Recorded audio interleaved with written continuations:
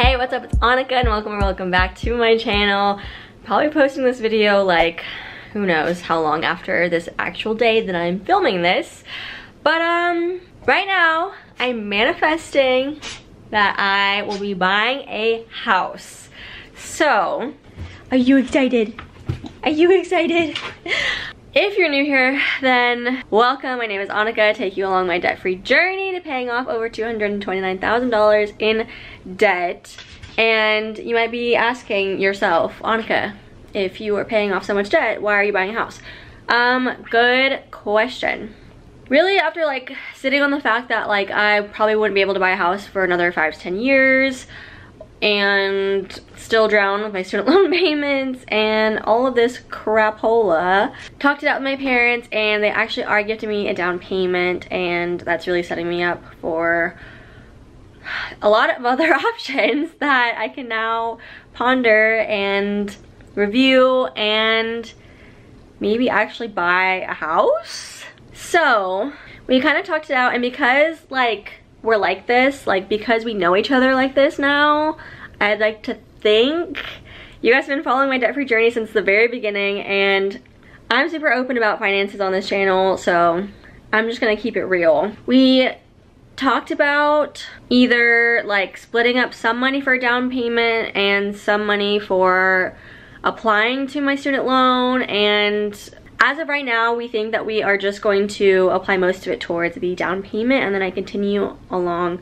my plan as planned.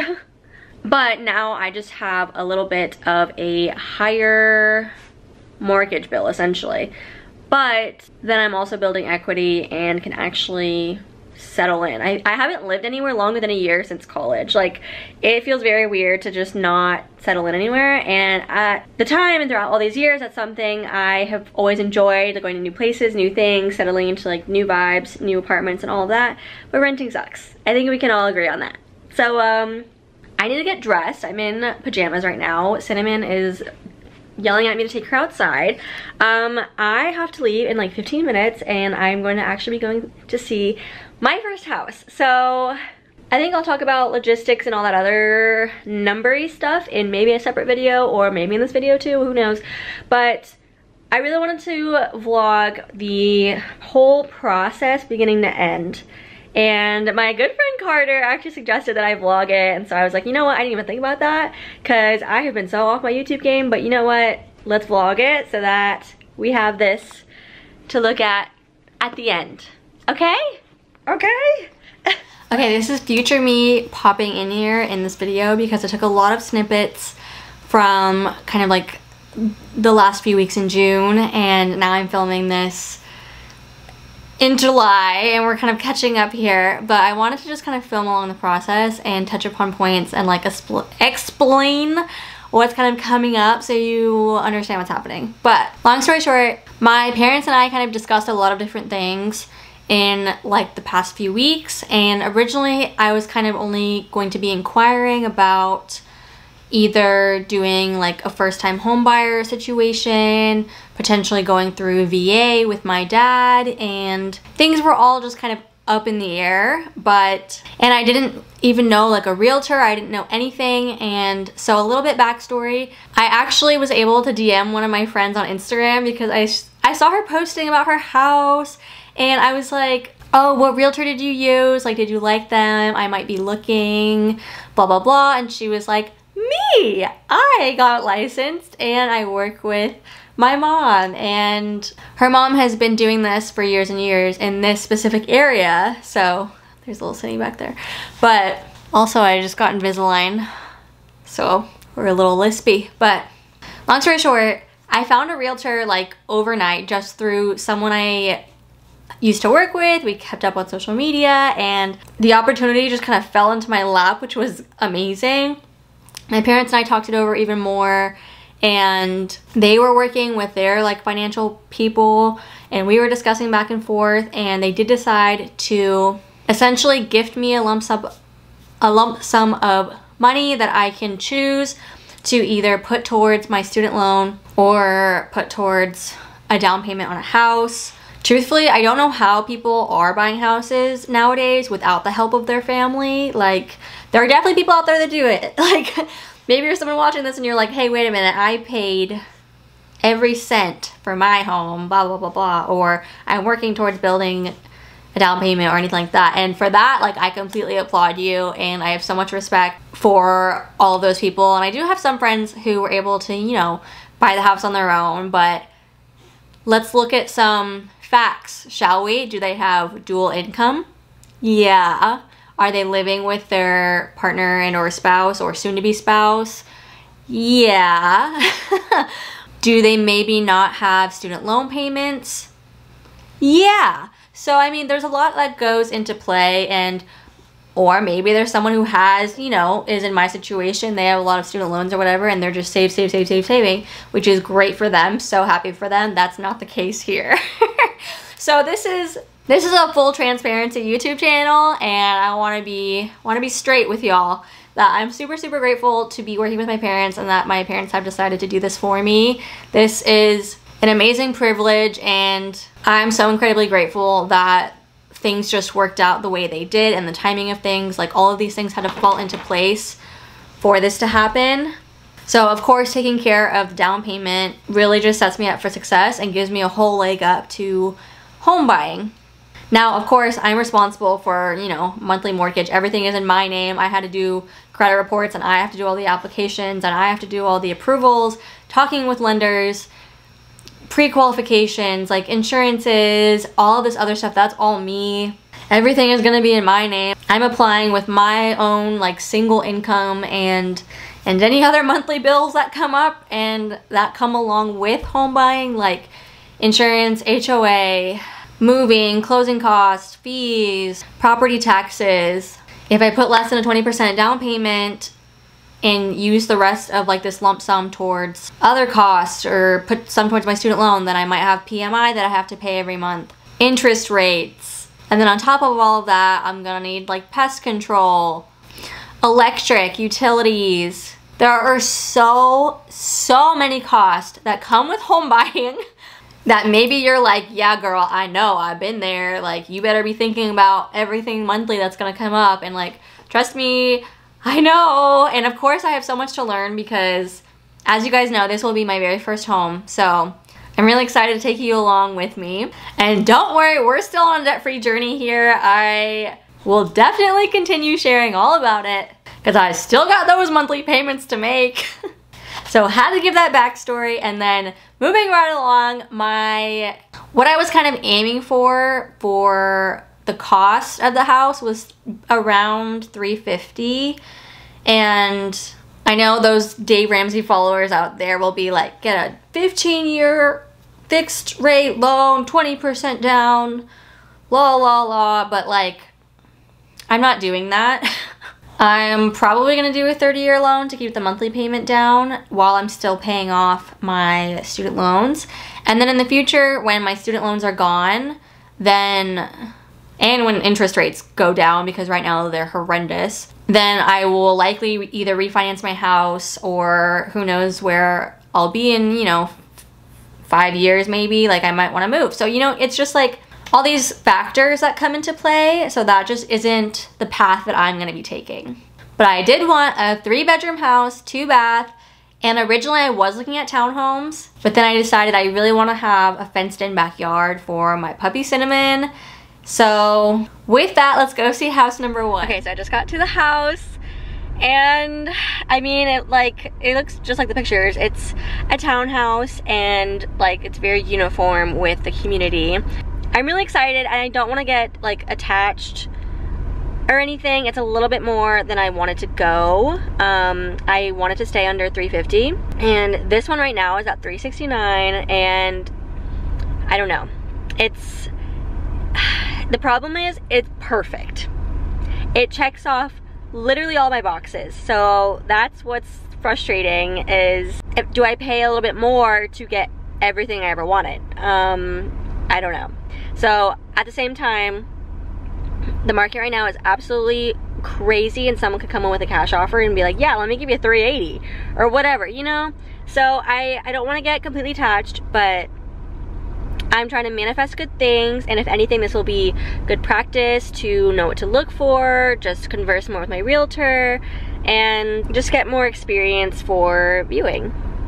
Okay, checking out the house. Here's the entryway. We got a nice little grand staircase action. Walk in.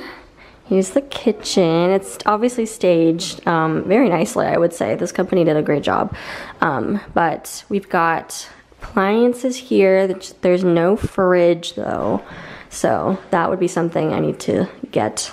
We've got a nice good sized pantry. Good enough for me. And these cabinets have been painted, but looks like, I don't know, I might want to add like handles or something, but that's cosmetic. Okay, we've got the nice staged little dining area. Got a huge living room. We were just talking about how I could get like a 20-person couch bed in here and it would be amazing. It's got the puck lights actually over there, and then it's darker in this corner for like a little movie theater vibe, but the possibilities are endless in this room. It's huge. Got a little outdoor patio area, and it connects right out to the grass, so Miss Cinnamon can go out and do her business. And it's got a fan out here too, so it seems like it'd be really nice to enjoy afternoons or mornings. Okay, and then in this little nook, we've got, they have a lot of these like archway shelf situations, so I would have to figure out what to put there. But there's like an office nook, like a little desk situation. Like, I think I'd probably paint these cabinets and obviously have to add hardware and stuff like that, but that's easy. But it's got little setup for your cords. Everything's all ready to go. Like, so much can be done. But we've got our guest bath, half bath. Here's the light. Oops, that's the fan. Okay, got our guest bath. Here we go. I wasn't crazy about this sink, but I mean, it's like the half bath and whatever, it's fine. I can replace it down the road if I really want to. Okay, so from the entryway, you turn right and it's the garage. It's a one-car garage. All right, up the stairs we go. Come up, there's like the long hallway. We've got a little storage closet. Got the master bedroom, and then the master bath. This is the master bedroom of my dreams. Like, it's gigantic and obviously staged very beautifully. Okay, here's the money. The bathtub. I really wanted a standalone bathtub in the master bath, just like this. I would prefer if it was next to a window for natural light, but you know what, I'll take it. We've got a light up there that I can adjust to make, you know, brighter or whatever I want. Got the standing shower. Got the 2 sinks for me, myself, and I, thank you. All right, I've got a little vanity section, which I love, and this closet. This closet is the closet of my dreams, like the possibilities. And then we've got the little toilet cave. So we've got the washer dryer set up in here. We've got a guest bath as well here. Got the bathtub. Walking over here, we've got the 2 guest I keep saying bathrooms. Guest bedrooms. They're pretty good size. And they've got ceiling fans, which I love. I'm a huge ceiling fan person. I love fans going. Got the double door closet. But we've got the other bedroom here. Same exact layout, essentially. Okay, you guys, so I'm sitting in my car. It is Sunday, June 19th, and happy Father's Day. Also, it is Juneteenth. There's like a lot of things happening this weekend, a lot of different things in motion. Continuing along, I kind of stopped vlogging the houses that I was seeing, and I only did a little snippet of the house that I ended up putting an offer in for.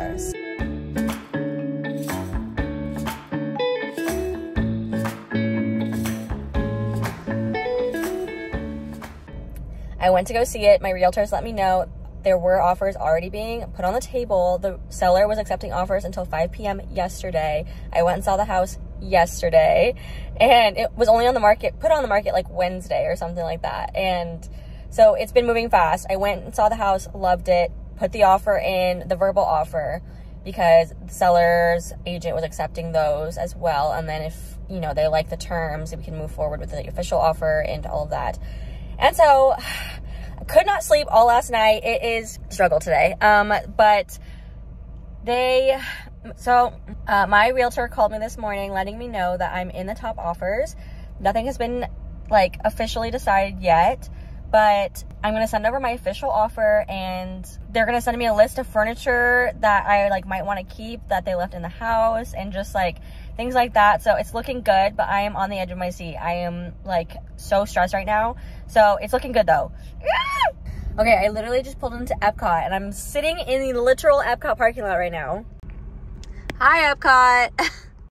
I made plans to go to the park today, but meanwhile, I was like on the phone off and on with my realtor and my mom, and just like finalizing everything. They want to see if I'll take all the furniture for an additional $2,000, and I'm like, the amount of furniture and like the patio stuff alone like is worth so much. So it's like anything I don't want, I could sell individually anyway, and like, so I was like, immediately yes. So now I'm just waiting for the paperwork for my official offer to come over, and then I'm going to sign it, send it back, and just kind of cross my fingers. I was talking to my realtor, and she said that they received 2 other cash offers, and I'm not giving a cash offer. I'm offering 20% down, and then just like a little bit over asking. It's listed at $360. I offered $362. So, and I'm like willing to take it like as is. All appliances are included, and I'll leave all the furniture, like whatever, I'll figure it out, and I'll probably use half of it. But the other 2 cash offers are from like investors and people who want to rent it out and not make it their home, not live there. And so I think that was a huge selling point for me personally, because I wrote them a little letter like saying I'm a first-time home buyer here in Orlando working for Disney with me and my dog. And the way that they had their house up, I kind of thought it might have been like staging, but they had a dog, at least one dog. And so they had dog photos up on their wall, and like in their backyard they had a little poop bag dispenser, and it was just like so perfect for like little Cinnamon to go live there. And I was so in love, and the fact that like we're both dog people, it's just so good. And I included, you know, mentioning her in my little blurb letter that I had my realtor send over with my verbal offer yesterday. And so they said they liked that, and so I am glad that I did do that, because in today's day and age, like I feel like people don't care about letters. Like if they're just trying to sell their house, like they're just gonna go for the highest offer, like cash offers or whatever. And we were even talking about that. We're like, will it maybe make a difference? But we were like, no, like I really want to send them this information and like just send it along so that they have it. And I'm so glad I did, because it's an older couple selling their home, and they want it to go to someone. I'm literally crying again, so I'm just crossing my fingers that it all works out. Okay, so obviously none of those worked out. I think I made 3 home offers. No, I think I made 2 home offers, and they were both one-upped by cash investors.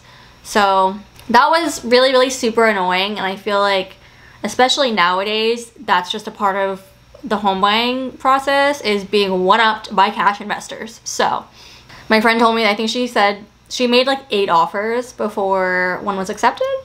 So I was definitely feeling very discouraged, and while again it was only 2 offers that had been declined, it really worked out for the best.